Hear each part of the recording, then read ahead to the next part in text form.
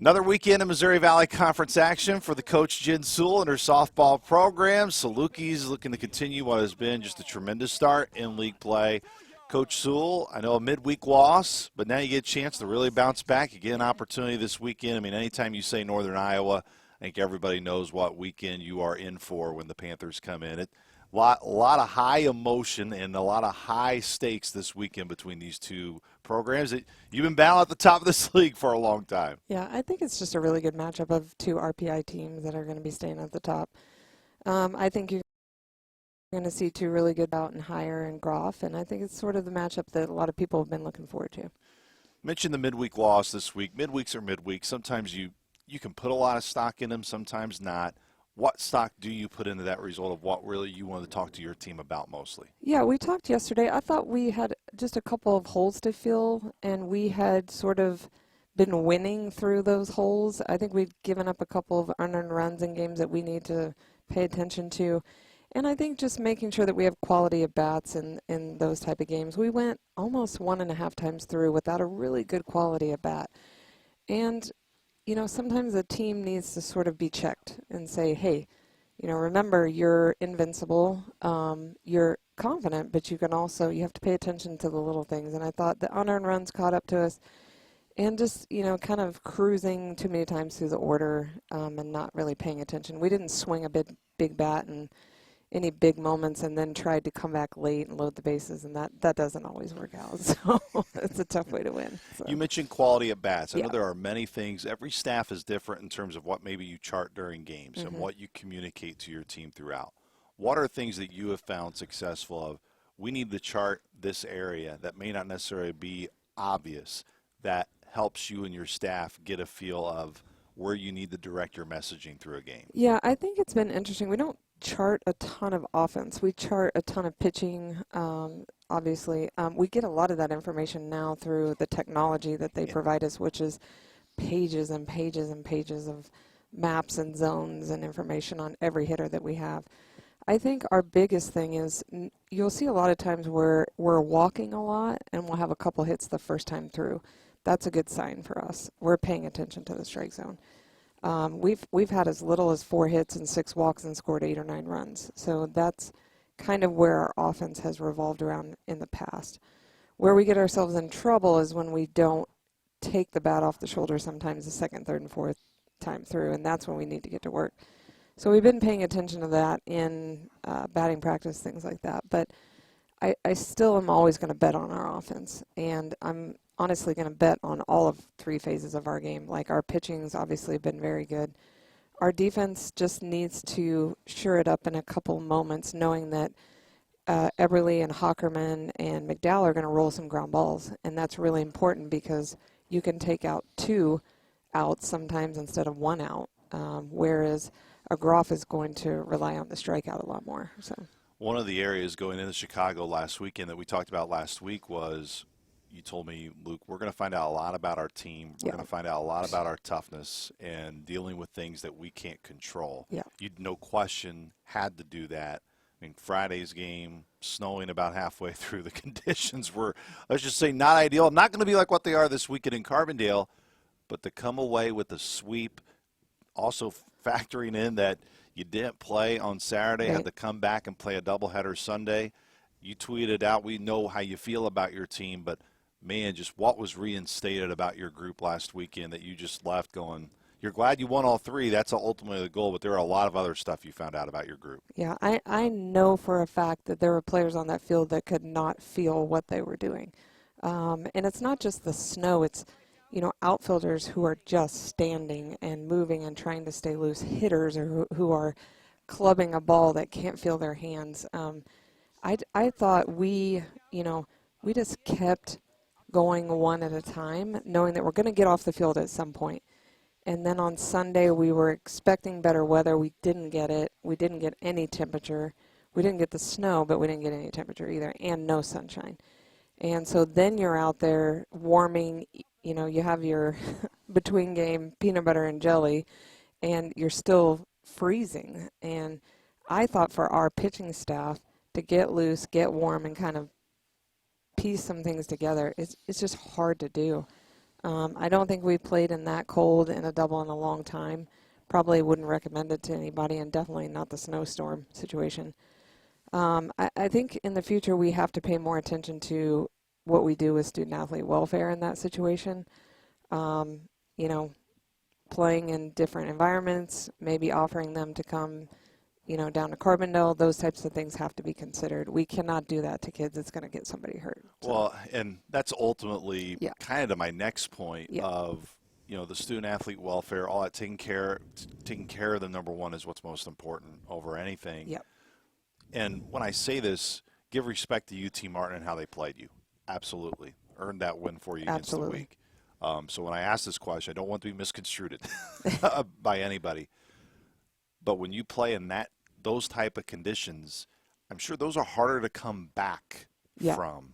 How difficult was it for you as the coach to go, I kind of want to push my team, see what they have, but they need a little bit of time to rest here after Yeah. some very extreme conditions Yeah. to play in that wipe you out even more to the reasons you just described, but you really couldn't rest. You had to come back and you had to Come play right back. another game. Yeah, and there's people don't realize you leave Chicago at 8 o'clock at night. Yeah. And it's a 6.5 hour trip all the way to get back in. You got to make a couple stops. And you pull in at 1 a.m. in the morning. And, we have kids that work nursing shifts. We have kids that go and teach, kids that are doing lab at 8 a.m. People forget that this is a 3.87 team. I mean, their academics are very important. So rolling into Monday morning is an early start. There's no practice on Monday. That's their, quote, day off. And then Tuesday, that feeling that at 10:45 you're right back on the bus is very hard for players. And I know we were stiff. I know we were sore. Just standing there holding your body tight, trying to stay warm is a tough gig. And even when, I know the adults were struggling. The coaching staff was freezing. So I know the players were really just trying to be their best selves in that environment. It's not a good environment. If you're 2 hours away, I totally get it. If you're 6 hours away trying to get out of the city, it's a very different thing. And I think we'll be looking in the future for the league and the conference to really back us in some of those environments and say, hey, that's not it. So. Let's look towards Northern Iowa a little bit more. You mentioned one of the areas about what makes this weekend important is the RPI metrics. Two really good teams that have done a good job. I know an area, and I believe you even said on the record, even throughout our conversation throughout the week, Northern Iowa did an outstanding job in terms of scheduling and going out and really testing themselves. What's impressed you about them in terms of what you see on film, all the data that you get, and then you match it up with strength of schedules up there with anybody? Yep. And I think that's what the conference have been asking most of us at the top half of the league to do is really go out and test our teams, and we both did that, and we both have the teams to do it. The great part about this weekend is nobody loses, in a sense. It's RPI versus RPI, so we're not having this drastic change with each other. It's important that we play each other, obviously, but RPI versus RPI, it helps both of us, so I think we're just going to look forward to really going against each other and sort of gauging where the other one's at. But I think come 6 weeks from now, you could see either one or both headed to an NCAA regional. So you, of course, mentioned the pitching battle. That's what everyone's going to focus on, but it all just won't come down to that. Yep. What other areas do you see are going to be really important for your team within this series, whether it's been a common denominator in your series with Northern Iowa that can really flip it? It will come down a lot to who makes the easy outs and doesn't give away a bunch of outs defensively, and it'll come down to who has, makes good quality contact. Both Hire and Groff are going to strike people out, but then the 2 3s and 4s are going to try to roll ground balls and pop ups. So I think it'll be interesting to see, who cuts down their strikeouts and at least gets early contact that first time through the lineup, and then who pitches smart and doesn't really make a mistake. Hitters are going to have to be looking for 1, maybe 2, maybe 3 total mistakes in a game. So if they're not paying attention, that one pitch in that at bat is going to go by, and you're going to be regretting it and then chasing something out of the zone. So to further that point, there's so many conversations, especially on the baseball side, and we talked about with Coach Rhodes in our weekend preview this weekend for them, of the importance of dirt ball reads, turf ball reads, because there's not much dirt now anyways on the fields you play on, but to the importance of especially when you get in the league play, as you said, like that one pitch mistake, and it's all because of the respect you have for the teams in your league, that one mistake that you just saw go by, you may not get that Yeah. again. How much do you reinforce that with your group of those little things that you focus on of, look, when there's a mistake, just like us, we're not going to make very many. They got to make us pay. Right. It's vice versa. Right. I think a lot of times we sort of start from the beginning of minicamp with that, trying to make sure that we stay in the strike zone is a big part of that, because you're going to get better contact, obviously, in the what they consider the 9 zone. So pitchers' jobs are to get you outside of that or get off the end of the bat, things like that, disrupt timing, obviously. So I'm interested to see this weekend, who under, you know, late in games can continue to make quality pitches and keep hitters off balance. I think the game and two will a lot come down to keeping people on first base, because I still think there's going to be some singles and things like that. I don't think either staff is going to give up a bunch of big stuff. And if you do, you need to give it up as a single home run, not as a, bases loaded knock. So I think it'll be a lot about which team manages keeping people on first base and pitching a lot with 2 outs and getting out of it.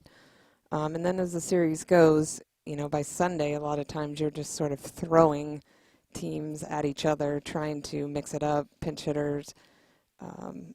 A lot of times you won't see the number one until late, or you'll see him early for maybe one time through. So I think it's going to be a free-for-all by Sunday, and it should be, because to beat somebody 3 times is really difficult, as you know, and I think the team that really pays attention to one game at a time and one at-bat and one pitch probably will come out on the good side. Maybe it's not even a mute point. I think it's always hard to beat a team 3 times. Now with the new format where you play Friday, Saturday, Sunday, which is the second year of that, was that something you were no doubt in favor for? And how maybe does that change it a little bit, where you used to have one game Friday, or depending on weather, doubleheader Friday, one game Saturday. Now your weekend is stretched out through 3 days versus trying to squeeze it into 2. Well, I think at the high mid-major level, it just gives you a chance to put your best self out there 3 times. The doubleheader was a struggle. It was not just a mental struggle, but it was, players arriving at 9, 10 in the morning and not departing the field until 7 o'clock at night. That's on a Sunday. That's not always the best, or on a Saturday. And then the turnaround to Sunday was always so difficult. I feel like players are recovering so much better, and they can have a really quality, not just physical, but mental game where they have their best opportunity. And it really does a lot, I think, for producing the top team in the conference, instead of who just got tired and fell out after the doubleheader. So you saw a lot of dropped Sunday games because number 1s and 2s were just so exhausted, I think, and they couldn't come back because of pitch count. And sort of that, it's just an old myth that underhand fast pitch is a easy thing and it's good for the arm. It's not. Nothing at 200 pitches is good for anybody, whether you have a racket in your hand or a softball or baseball in your hand. It doesn't matter. You shouldn't do it 200 times. So I think it's been good for the league to really put their best selves out there. Unlike, maybe a Big 10 or Big 12 that has multiple game 1 starters, and they can sort of mix it up. They have a 1, a 1A, a 1B, a 1C. 1Z. Yeah. we have that. I felt like we have quality 2, 3, and 4, but we're not going to be probably as dominant. So the pitch count can be managed just a little bit better. I think it's just a little bit more fair. So. One thing that can help put this in perspective too, not necessarily that point that you're making, is a month from now, your home games will be over. And that's what's really staggering of how fast this thing can go. And obviously with the way your schedule works, your last 2 Valley weekends, you'll be on the road. Mm-hmm. How much is it important for your team to embrace these opportunities? And not that they aren't. That's not why I'm asking the question. Yep. It's great series, 2 outstanding teams going at this weekend at home with this environment here in Carbondale. Like, embrace it, because a month from now, won't get another opportunity to play at home. And this team has come other than maybe one game, so prepared to play. And I've been so impressed this year with the road mentality that they've had. We're a really good road team. It's hard to win at Charlotte West, no doubt. The record proves that. I don't think people realize that, but it's been a great road year for us. And that's a sign, I think, that we've sort of tipped the boat in the right direction. Because you're right, we are going to end this year on the road, and we'll go to Illinois State and play the tournament, and then hopefully on to a regional. That'll be likely on the road. So we've been trying to win big games in big environments and then do what we've always done, which is take care of business at home without assuming anything. But in general, we've been hard to beat at home, but we needed to take care of our business more on the road. And I think this is the team that we're seeing that can do that. So. Luckily, though, don't have to go to Cedar Falls this weekend. It will be here in Carbondale. Or Chicago. Or Chicago.